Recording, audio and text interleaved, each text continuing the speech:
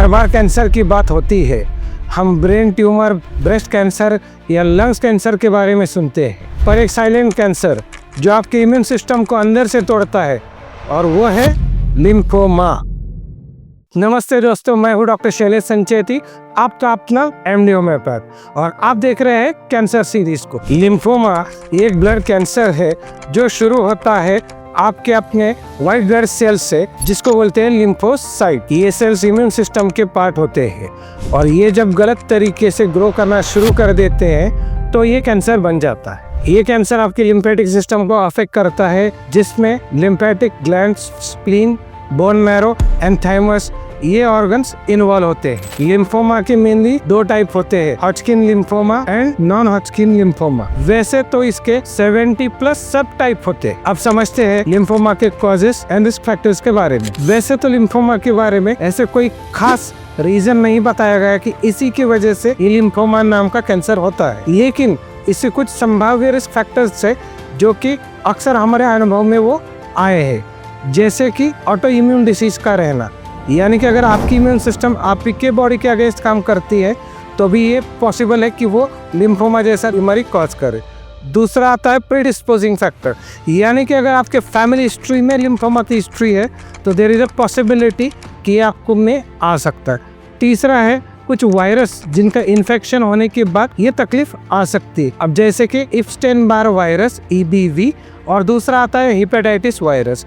अब इसके अलावा बाकी के हैं जो इम्यूनोडेफिशिएंट कॉज है, जैसे कि HIV हो या फिर कोई ऑर्गन ट्रांसप्लांट कर दिया हो जिस वजह से इम्यून सिस्टम को अफेक्ट बैठा हो, तो ये कुछ रिस्क फैक्टर्स है जिसके अंदर ये पॉसिबिलिटी है कि ये आपके लिए लिम्फोमा कॉज करे। और हॉजकिन्स लिम्फोमा जो है वो 20 ईयर्स की एज से 60 ईयर्स के एज तक मोस्ट प्रोबेबली देखा जाता है। तो बात करते हैं साइन एंड सिम्टम के बारे में। वैसे तो ये डिसीज शुरुआत में बहुत सब्टल होता है, यानी कि इतने कुछ खास साइन सिम्टम प्रोड्यूस नहीं करता, इसीलिए ज्यादातर ये निगलेक्ट हो जाता है।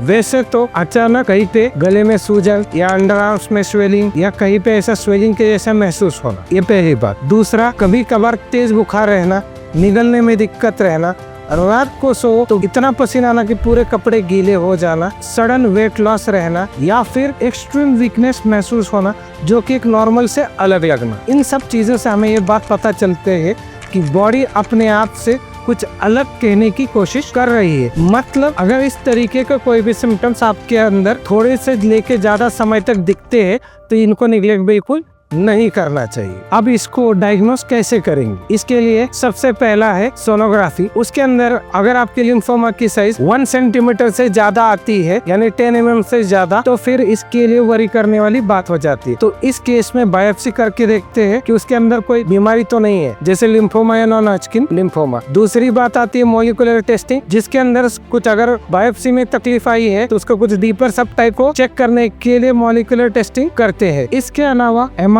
CT scan and most important ये पेट स्कैन करते हैं। अगर कंफर्म हो गया है तो पूरे बॉडी में कितने लेवल तक या कितने ऑर्गन तक ये स्प्रेड हुआ है उसको चेक करने के लिए पेट स्कैन का इस्तेमाल करते हैं। इसके अंदर वैसे तो ब्लड में आप देखोगे तो LDH, ESR या फिर WBC, इनकी वैल्यूज आपको बढ़े हुए मिलेंगे। इस तरीके से इन लिम्फोमा के केस को डायग्नोस किया जाता है। अब फिर भी अगर आपको लिम्फोमा या और कोई कैंसर के बारे में कुछ भी डाउट्स है तो इनबॉक्स में ज़रूर लिखें।